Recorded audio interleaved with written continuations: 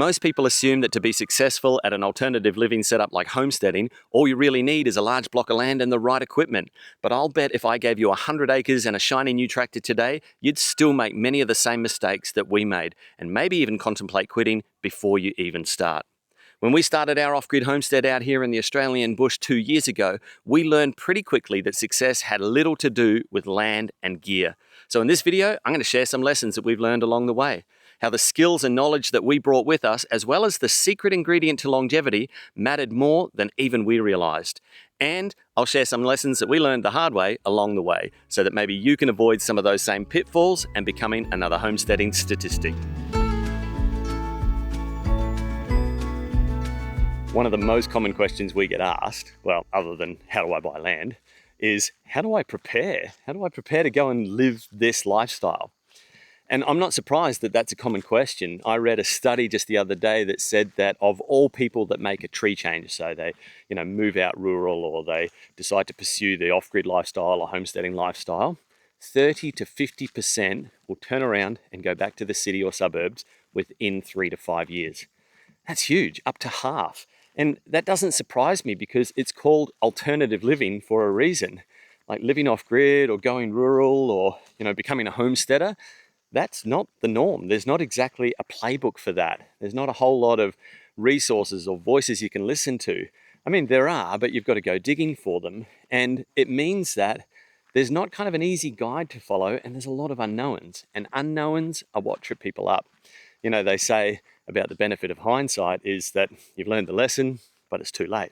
So maybe what I can do for you in this video is give you some of our hindsight, some things that we learned along the way, some things that we knew coming into it that we prepared for, and I guess, some things that we learned the hard way.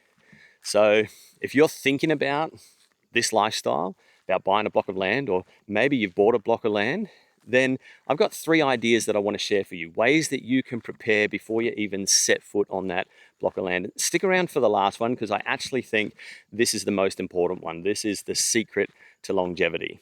But the first one's easy, and actually you can do this where you are right now. City, apartment, suburbs, it doesn't matter. You can start doing this one today.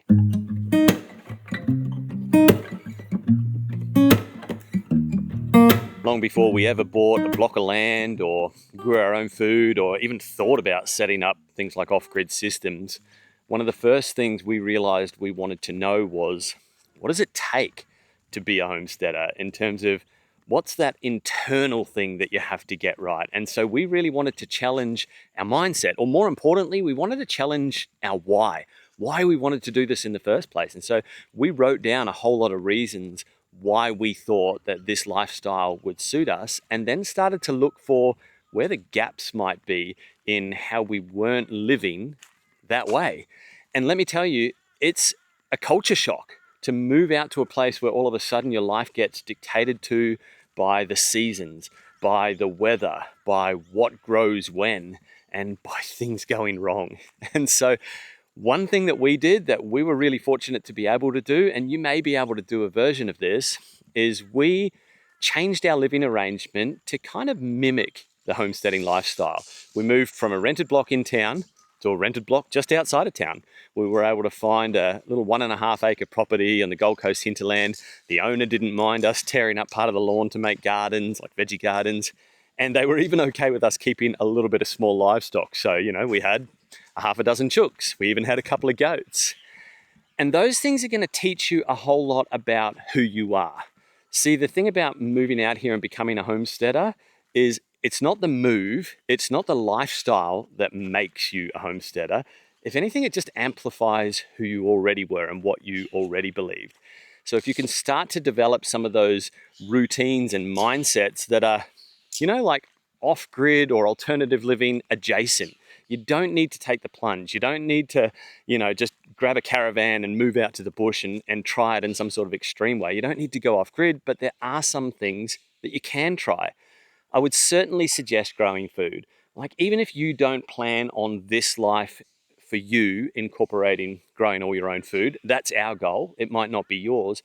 but it teaches you something about the pace of this life, about the seasonality to this life. Like, eat seasonally. That is a really hard one. And that will actually force you into some routines and rhythms that are maybe slightly uncomfortable at first.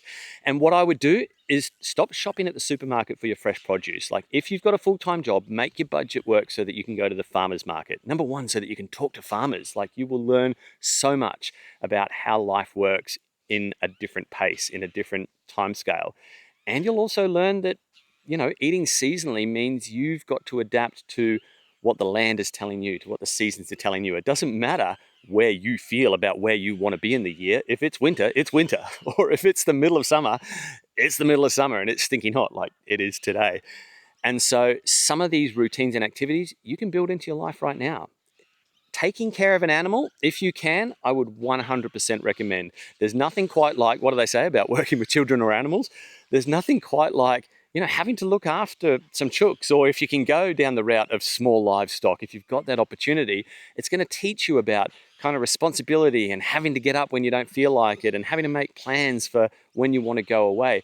Those things, those routines, those mindsets are going to develop the deep core convictions within yourself so that when you get out here, it's not a rude shock to the system. You are able to understand that life's going to throw you some curveballs. Not everything goes to plan, and the planet keeps turning, and the seasons keep changing, and the time frame is just a little bit slower than maybe what you were used to.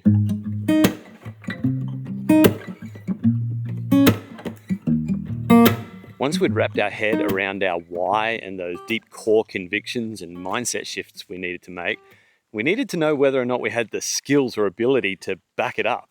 And we didn't. Yeah, we dabbled, we dipped our toes in, but really, to move out here, to do this all on your own, and to take on a whole lot of new things like livestock and living off the land and going off grid, that was going to be a huge jump. And so we decided to find an intermediate step. And we did this in kind of an extreme way. You might not necessarily want to do it this way. You might not have the opportunity to do it this way. But what we did was we found an opportunity to go and work an agricultural job. And it was an amazing setup. So it involved moving our whole family out to a rural property.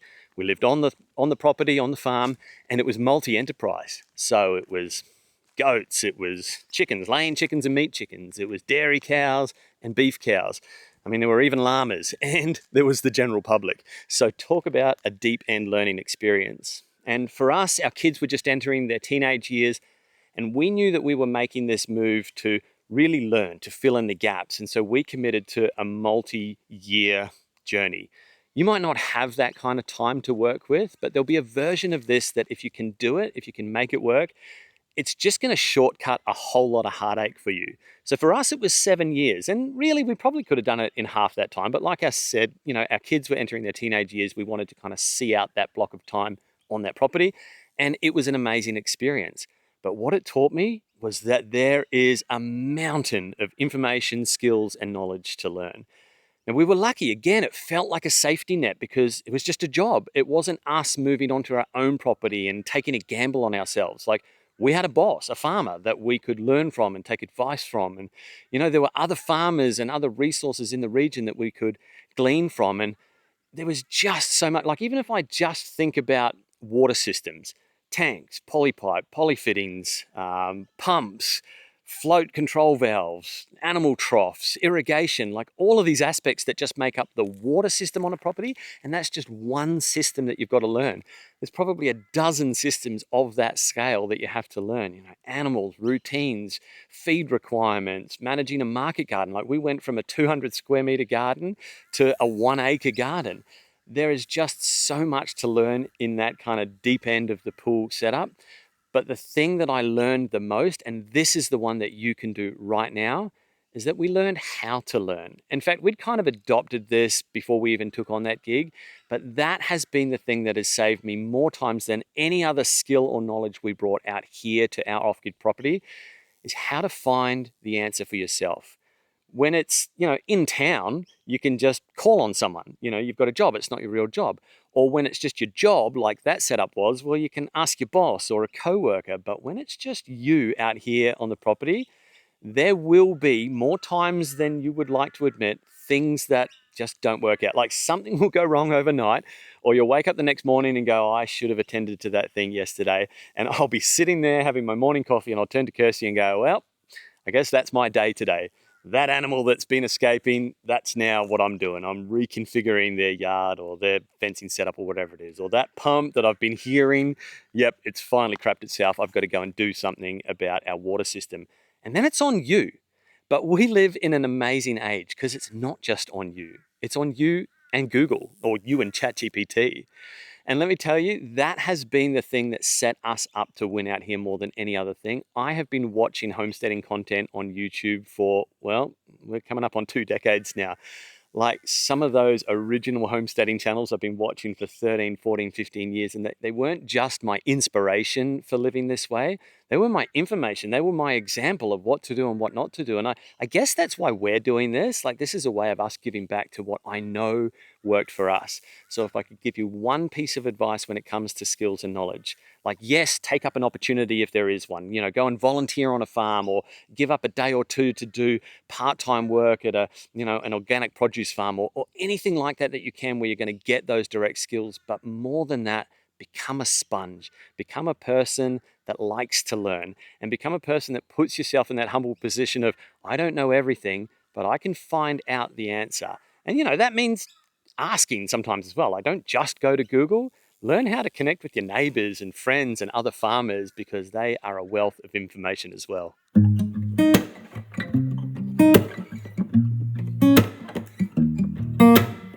The third thing that we pretty quickly learned out here was that isolation would be a key factor as to whether or not we were successful for the long haul.